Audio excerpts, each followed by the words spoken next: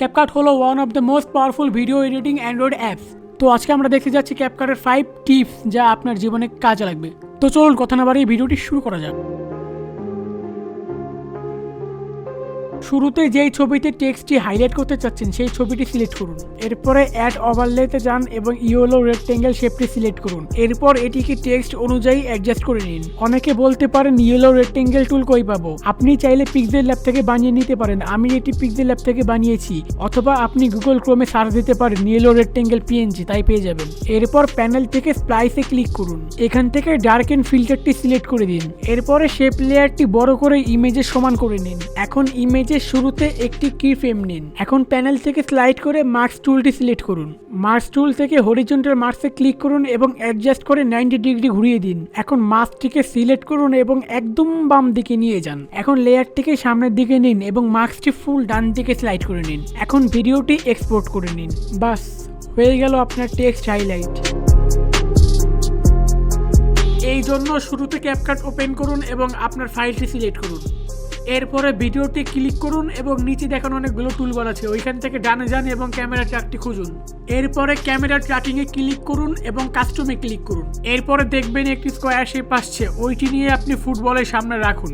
এরপরে ট্র্যাকে ক্লিক করে একটু হোল্ড করুন, কারণ এইটি লোডিং হতে একটু সময় লাগে। এরপরে এক্সপোর্ট দিয়ে দিন, তারপরেই পেয়ে যাবেন দুর্দান্ত রেজাল্ট।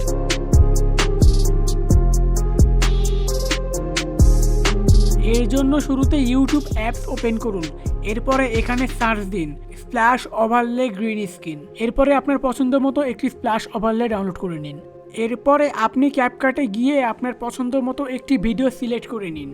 এরপর অ্যাড টু ওভারলেতে যান এবং আপনার স্প্ল্যাশ ওভারলেটি এখানে নিয়ে আসুন। এখন এটিকে আপনার মন মতো অ্যাডজাস্ট করে নিন।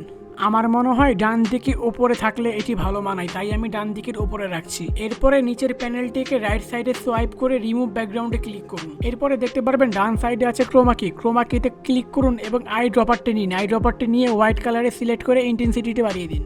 এখন এটিকে এক্সপোর্ট করে ফেলুন। এখন নতুন একটি লেয়ার নিয়ে স্প্ল্যাশ ওভারলের ভিতরে যেটিকে রাখবেন সেটি নিন। এরপরে অ্যাড ওভারলেতে গিয়ে এক্সপোর্ট করা ভিডিওটি ইম্পোর্ট করুন। এখন ফ্রেম হিসেবে অ্যাডজাস্ট করে নিন। অ্যাডজাস্ট করা হয়ে গেলে রিমুভ বিজিতে যান এবং ক্রোমা কি সিলেক্ট করুন। এরপর কালার পিকআপে ক্লিক করে গ্রিন স্ক্রিনটুকু রিমুভ করে ফেলুন। এখন পেছনের ভিডিওটি ভালোভাবে অ্যাডজাস্ট করে নিন। বাস তারপরে পেয়ে যাবেন ঠিক এইরকম রেজাল্ট। এই অ্যানিমেশনটি করার জন্য শুরুতে লাইব্রেরিতে যান এবং ইয়েলো কালার লিখে সার্চ দিন এবং ইয়েলো কালারটি সিলেক্ট করুন। এরপর এটিকে স্ক্রিন হিসেবে অ্যাডজাস্ট করে নিন। এখন ওভারলেতে ক্লিক করে আপনার পছন্দ মতো ফ্রেম নিয়ে নিন, যা আপনি গুগল ক্রোমে সার্চ দিলেই পাবেন। এখন আপনার মন মতো অ্যাডজাস্ট করে নিন। এরপরে মাস্কে ক্লিক করুন এবং রেক্টেঙ্গেলটি সিলেক্ট করুন। করার পরে আপনার ফ্রেম হিসেবে অ্যাডজাস্ট করে নিন। এরপর আপনার লোগোর পিএনজি ফরম্যাটটি ইম্পোর্ট করে নিন। এরপরে আপনার মন মতো পিএনজিকে অ্যাডজাস্ট করে নিন এবং লেয়ারে গিয়ে পিএনজিটিকে ব্যাকওয়ার্ড করে দিন। এবার বেসিক টুলে যান এবং রোটেট টুলটি সিলেক্ট করুন এবং হালকা একটু রোটেট করে দিন। তো আমি আমার মতো করে রোটেট করে নিচ্ছি, আপনারাও আপনার মতো করে রোটেট করে নেবেন যাতে পারফেক্ট হয়। এরপরে একটি কিফ্রেম নিন এবং হালকা একটু সামনে আগান। এরপরে পিএনজিটিকে একটু নিচে নিন এবং রোটেট করে দিন। তো আমি আমার মতো করে করছি, আপনারাও আপনাদের মতো করবেন যেভাবে পারফেক্ট হয় আর কি। এরপরে পিএনজিটাকে ধরে আবার একটু নিচের দিকে আনবো, আনার পরে আবারও হালকা একটু রোটেট করে দিব। এই সেম প্রসেস বারবার অ্যাপ্লাই করে ভিডিওটি এক্সপোর্ট করে নেবেন।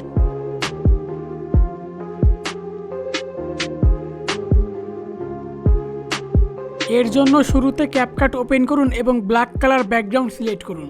এরপরে অ্যাড ওভারলেতে ক্লিক করে আপনার পছন্দের লোগোটি নিয়ে আসুন। এখন একটি কিফ্রেম অ্যাড করে নিন এবং একটু সামনে যান। সামনে যাওয়ার পরে এইখানে আরও একটা কিফ্রেম অ্যাড করুন। এরপরে প্রথম কিফ্রেমে যান এবং পিএনজিটিকে একদম ছোট করে দিন। দেখতে পাচ্ছেন এইরকম একটা অ্যানিমেশন আসছে। এরপরে সামনে গিয়ে আরো হালকা একটু ছোট করে দিন। এইবার কিছু ফ্রেম সামনে যান, তারপরে পিএনজি লোগোটিকে হালকা বাম দিকে নিয়ে যান। এরপরে প্রথম দুইটি কিফ্রেমের মাঝে ইজ ইন সিলেক্ট করুন। দ্বিতীয় এবং তৃতীয় কিফ্রেমের মাঝে ইজ আউট সিলেক্ট করুন। তৃতীয় এবং চতুর্থ কিফ্রেমের মাঝে ইজ সিলেক্ট করুন। এখন দেখতে পাচ্ছেন মোটামুটি লোগো অ্যানিমেশন শেষ। এখন আমাদের টেক্সট অ্যাড করতে হবে। এই জন্য শুরুতে পিক্সেল ল্যাব অ্যাপটি ওপেন করুন। এরপরে প্লাস আইকনে ক্লিক করে টেক্সটের উপর ক্লিক করুন এবং আপনার লোগো এর নামটি লিখুন। এরপর আপনার পছন্দ মতো একটি বোল্ড ফন্ট ইউজ করুন। এবার নিচের প্যানেল থেকে কালার সিলেক্ট করুন এবং আপনার পছন্দ মতো আলাদা আলাদা কালার নিয়ে নিন। তো আমি অ্যাডোবির জন্য গ্রিন নিচ্ছি, ফটোশপের জন্য হোয়াইটই থাকছে। এরপরে প্যানেল থেকে ট্রান্সপারেন্টে ক্লিক করুন এবং এক্সপোর্ট করে নিন। যদি আপনার পিক্সেল ল্যাব সম্পর্কে ধারণা না থাকে তাহলে আপনি ইউটিউব থেকে দেখে নিতে পারেন। এরপর ক্যাপকাটে এসে অ্যাড টু ওভারলেতে যান এবং আপনি আপনার টেক্সটটি নিয়ে আসুন। এরপরে পিএনজি অনুযায়ী টেক্সটটির সাইজটিকে ঠিক করে নিন। এখন নিচের প্যানেলে যান এবং রাইট কর্নারে সোয়াইপ করতে থাকুন। এরপর দেখতে পারবেন এইখানে লেয়ারের অপশন আছে, সেখানে ক্লিক করে টেক্সটটিকে ব্যাকওয়ার্ডে করে দিন। এইখানে একটা বিষয় লক্ষ্য রাখবেন, আপনি যে পিএনজিটি নিয়েছেন সেইখানে যে থার্ড ফ্রেম আছে ওখান থেকে ইমেজটি শুরু হবে এবং শেষ পর্যন্ত থাকবে। এখন ইমেজের শুরুতে একটি ফ্রেম লাগিয়ে দিন। এরপর আপনার লোগো এর লাস্টে যে ফ্রেম ছিল সেই ফ্রেম সোজা টেক্সটে একটি ফ্রেম লাগিয়ে দিন। এরপরে লাস্ট ফ্রেমে যান এবং আপনার অ্যাডোবি ফটোশপের লোগো এর পাশে ফটোশপ লেখাটি রাখুন। এখন প্রথম ফ্রেমে যান এবং আপনার যে ফটোশপ লেখাটি ছিল ওটিকে আপনি পিএনজি এর ভিতরে রাখুন। মনে রাখবেন ডানে যেন কোনো লেখা না থাকে। এরপরে প্যানেল থেকে মাস্কে যান, এখান থেকে প্রথম মাস্কে ক্লিক করে অ্যাডজাস্টে ক্লিক করুন এবং 90 ডিগ্রি রোটেট করে দিন। এরপরে মাস্কটিকে টেনে ধরে লোগো এর মাঝে রাখুন। এরপরে লেয়ার থেকে লাস্ট ফ্রেমে যান এবং মাস্ককে ফুল করে দিন। এরপরেই আপনি দেখতে পারবেন দুর্দান্ত রেজাল্ট। তো ভিডিওটি এই পর্যন্তই। ভালো লাগলে লাইক ও সাবস্ক্রাইব করতে ভুলবেন না। দেখা হবে পরের কোনো ভিডিওতে, ততক্ষণের জন্য আল্লাহ হাফেজ।